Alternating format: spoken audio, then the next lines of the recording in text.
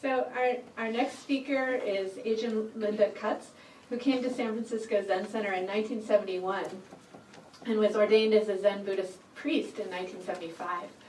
She's lived at Tassajara Zen Mountain Center and San Francisco City Center, and has resided at Gulch Farm Zen Center since 1993. Having served as Abbess of San Francisco Zen Center from 2000 to 2007, she was appointed abiding Abbess of Green Gulch Farm in 2000. That was the end of Faith's talk there.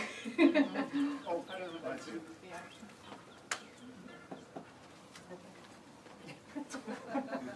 About that. We're keeping closely on time here. So she was appointed abiding abbess of Green Gulch Farm in 2010 and Central Abbess of San Francisco Zen Center in 2014. She will be speaking about the 8 awakenings of great beings, opening the eyes of compassion, which follows very nicely on Faith's talk. Let's welcome Linda.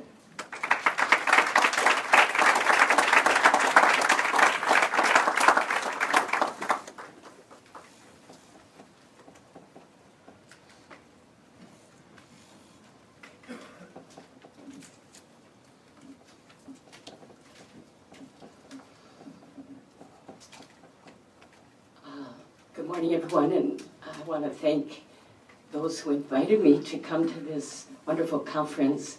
I'm being very moved by so many of the speakers and feeling so grateful for this day together. I live, as Elizabeth said, at Green Gulch Farm Zen Center, and a couple weeks ago we had our annual seed sowing ceremony, which is the beginning of our season of growing, our growing season at Green Gulch, and we ceremonially chant and plant our first seeds. And that day, 2,000 seeds of lettuce and vegetables were planted after this ceremony. So I wanted to read to you the kind of opening words of the ceremony. Now is the time for sowing seeds, seeds of many vegetables, seeds of virtue, seeds of love. Now is the time. All the causes and conditions are ripe for seed sowing.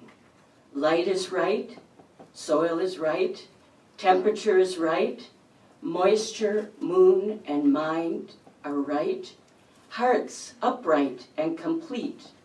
Now is the time.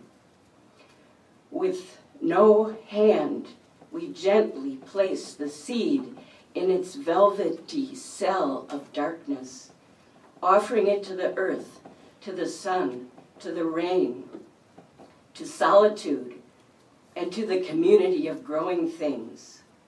Cloud farmers, sowing emptiness, all manner of forms unfold.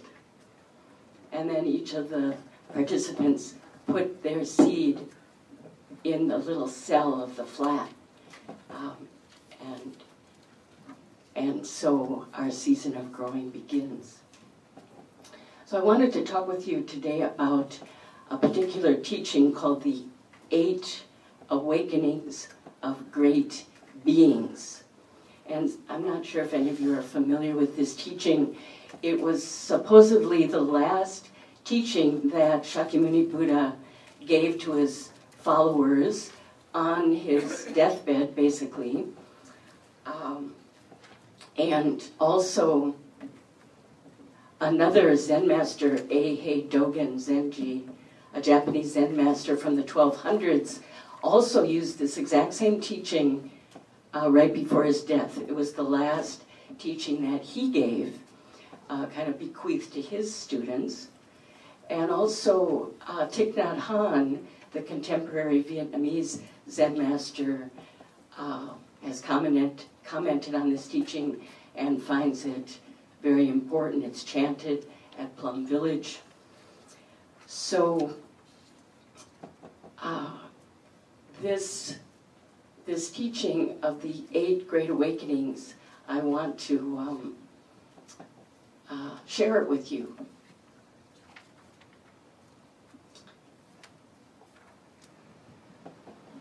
So I'll first name the 8 great awakenings, the 8 awakenings of great beings. The first, and this is from 2,500 years ago, you know, the 1200s and contemporary. The first awakening is to have few desires. The second awakening is to know how much is enough,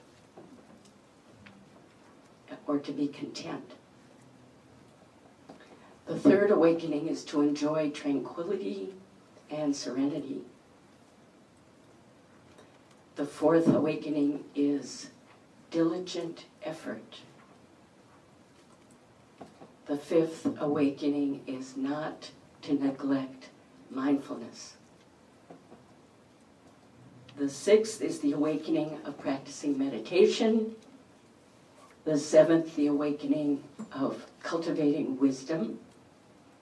And the eighth awakening is not to be engaged in hollow discussions, which I find very interesting, that last one. So we'll see how each of the 8 are connected to one another and includes the others. So there's really 64, you could say. So the first awakening is to have few desires. This awakening does not say to have no desires. There are many wholesome desires that we have for good relationships, food, shelter, and so on. However, it's pointing out the way in which few desires will help us. When we have a lot of desires, there's an unsettling quality to the mind. And it's a troubling quality. And will act in ways that are not in accord with our deepest intentions. We can resort to flattering, currying favor in order to get the things that we want when we have these strong desires. And then, of course, when we get what it is we thought we wanted, we don't feel satisfied. And we want even more things. Desires are inexhaustible.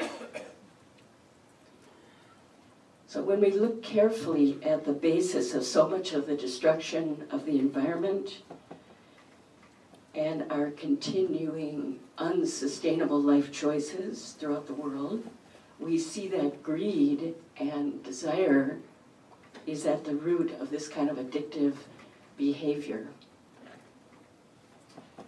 And this expresses itself as wanting to satisfy ourselves and the deep longings we have by accumulating things, including power, wealth, fame, and gain. Those who have few desires, the Buddha says, are satisfied with what they have and do not have a sense of lack. And this is freedom.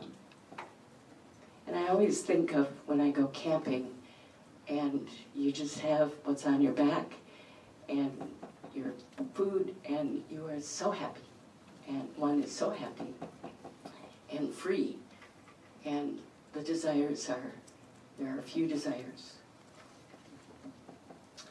The second awakening is to know how much is enough, or being content. How do we know how much is enough? We already have many, many things in our life, and we need to work within those limits of what we do have and use well what we have already. And do we even know what we have? The popularity of this book, The Life-Changing Magic of Tidying Up by Marie Kondo, which has been a bestseller, really speaks to this quality of our life for many, many people of having way more than they can, more than enough. And she asks, those of you who may have read the book, to handle each object, each piece of clothing, each paper, each card, and say, does this spark joy? And if it doesn't, give it away, recycle, but keeping it cluttered around you is not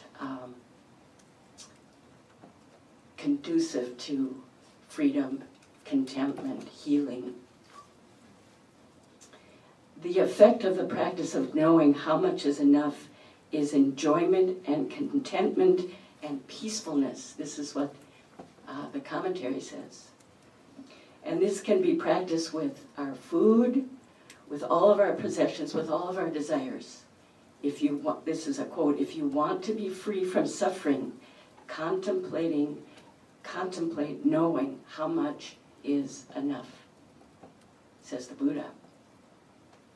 Not knowing how much is enough and noticing the fact of having many desires may lead us to look at what is going on.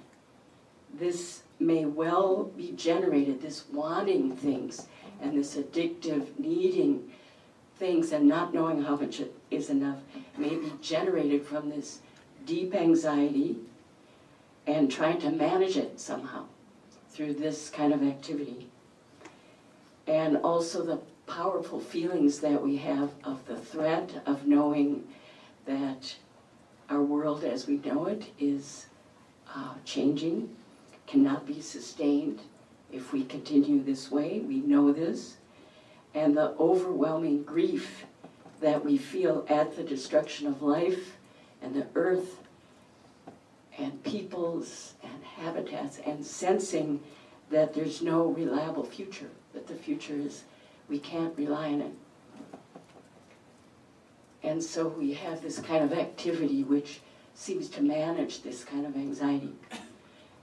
This practice of knowing how much is enough supports each of us to look with eyes wide open at our actions and whether they're supporting wholesome states of being, and also what is conditioning these actions.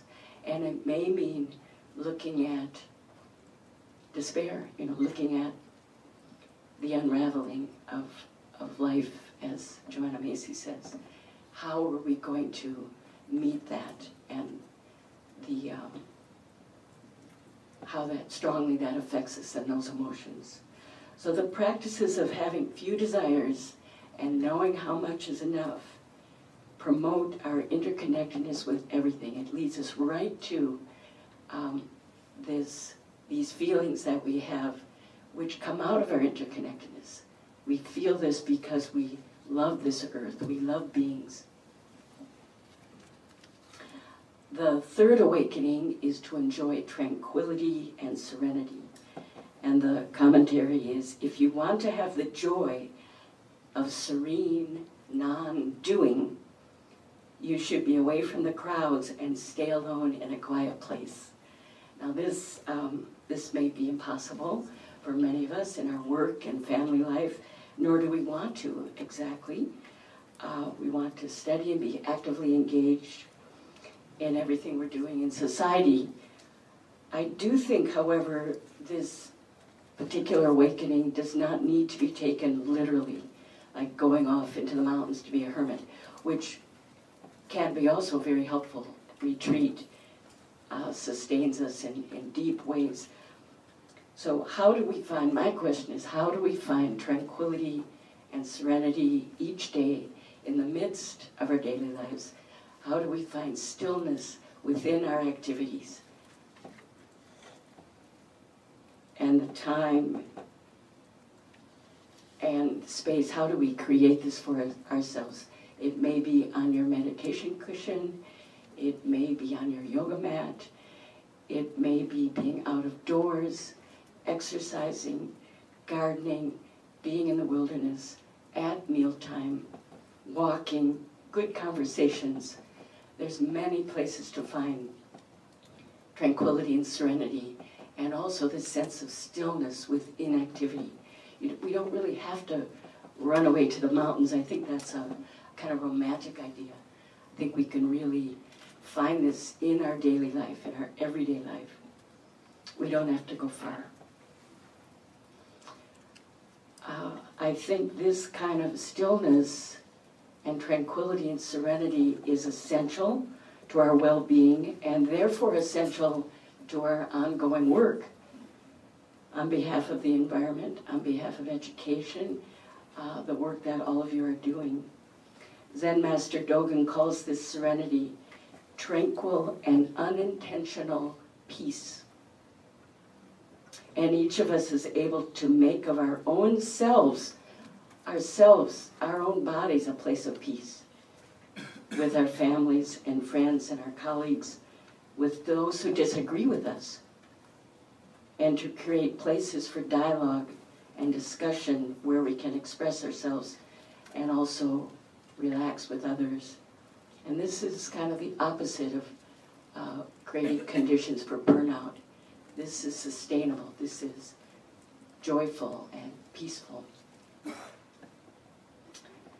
The fourth awakening is the awakening of diligent effort. And the commentary says, diligent effort is to engage ceaselessly in wholesome practices. And in a devoted way, it's devoted effort. And I would say if you're finding places of tranquility and serenity, then diligent effort can flow from those places, from your daily life. The image that the Buddha uses for ceaseless, this diligent effort, is a thin stream of water, and how over time, against a rock, it will bore through the rock. Ceaseless energy and effort. Or also putting a pot on the stove and leaving it there for the food to cook rather than taking off, putting it back, taking off. We won't cook the food that way. So this steadfast and ceaseless practice of effort, diligent effort. And the Buddha says, if you make diligent effort, then nothing is too difficult. This seems like the secret to many activities, the arts, sports, our work environment, writing, this kind of ceaseless, devoted effort. This effort then becomes like a vow. We do not necessarily see the end of our vow. A vow is not like a promise, I'm going to get this done. A vow is endless. We just continue our effort in this way because that's what we need to do. Even if we don't see the end of it or can't see the end, that's how we need to live. The diligent efforts of hundreds of thousands of people from all over the world to wake up and to wake up others to our situation that we all share, and to work together to craft political policy, inventing technology, educating, participating in creative problem solving, protesting, demonstrating, holding activities, working with institutions, donating, joining with others.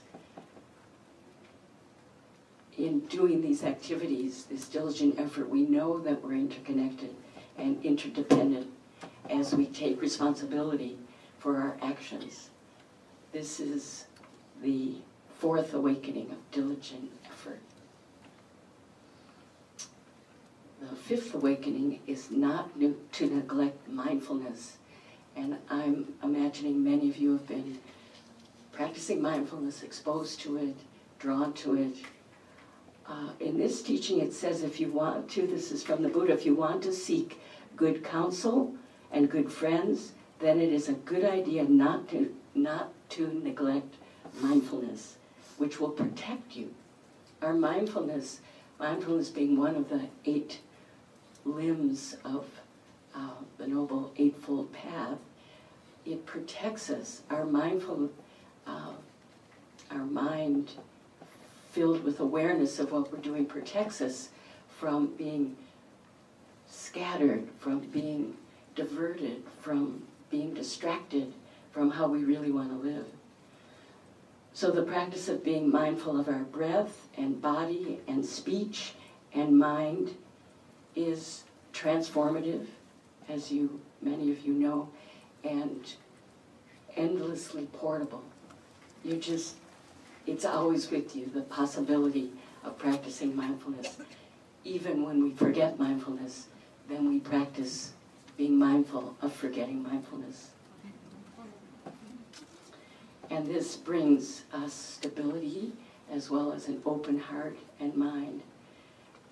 One of the hardest things for me has been the revelation of the efforts over decades that have been made to misinform and lie about climate change and the money put towards that effort. The sense of the loss of our basic principles of truth, the loss of alignment with ethical conduct, the ignoring of compassionate responsibility, resulting in massive harm on an unprecedented scale, is very difficult to understand and accept. How do I remain mindful of my own actions, my own speech, my own feelings and thoughts? How do I stay upright in the face of actions that are so consequential? I have come to realize that beings act and speak and make decisions depending on the causes and conditions that are vast and fathomless, and I too, in those same situations, may act in the exact same way. So let us not neglect mindfulness. The sixth awakening is the practice of meditation, and to abide in the truth without being confused or disturbed is called stability in meditation. And all of the other awakenings, having few desires, knowing how much is enough, etc., diligent effort, so forth, support calmness and stability in our meditation. And to sit in meditation regularly, daily or weekly, and making this a focus of our lives will help us find stability in these times of great instability.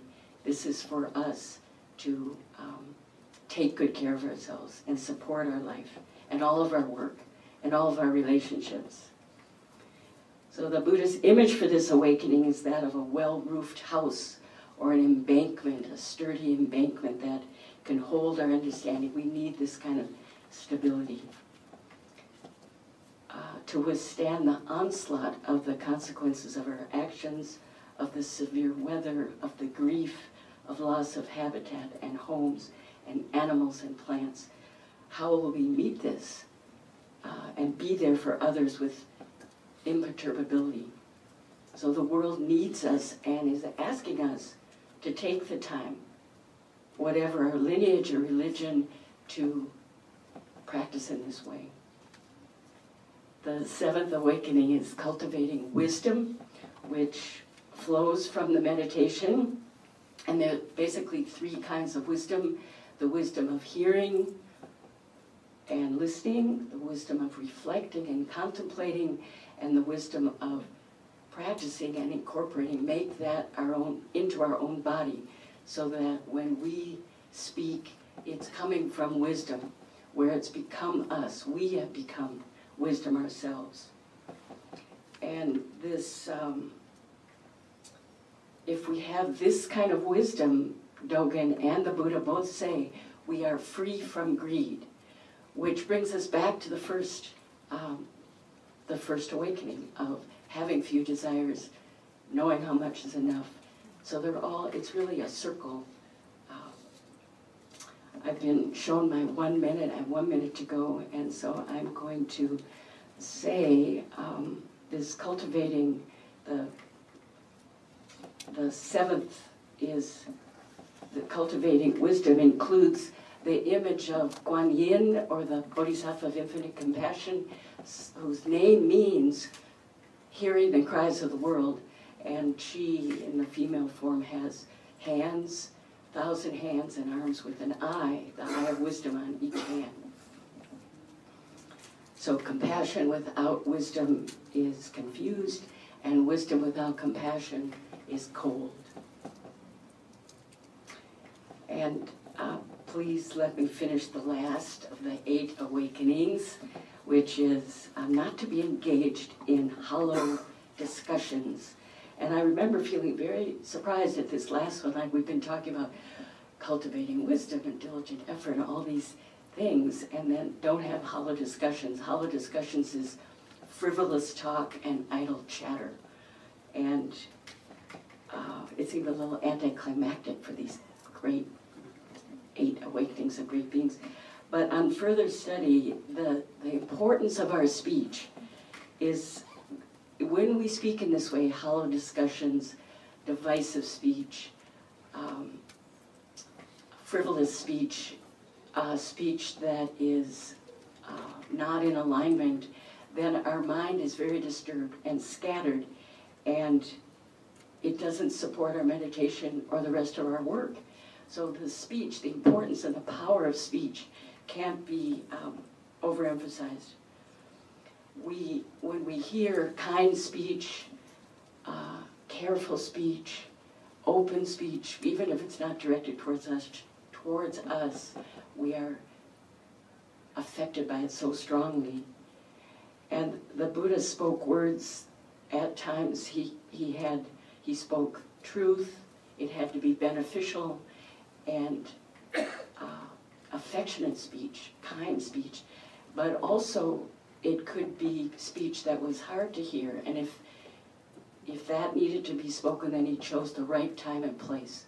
So there is a place for that kind of speech, which is difficult, but we have to choose the right time and speech. So we know how powerful words can be and how they can turn a nation, turn the world. Thinking of Dr. Martin Luther King, I'm thinking of Pope Francis and Laudato Si, the encyclical, how these words have turned the entire world. So practicing refraining from patterns and habits of hollow speech, letting go of harsh and angry speech, sarcasm, lying, divisive and disparaging words, slander, gossip. This will strengthen the trust that people have in us and enable us to speak what is true and to be heard and to better serve the world. So these are the 8 awakenings of great beings. Who are the great beings, one might ask? And the great beings are those who practice the 8 awakenings. May we transform our lives and open to our connection with all life. We love this world so much, and the places of our lives, all the earth and air and water, the people, animals, and plants. May we find the strength together to meet what has to be met. And I end with this verse from the Guan Yin chapter of the Lotus Sutra. Eyes of compassion, observing sentient beings, assemble an ocean of blessings beyond measure. Thank you very much.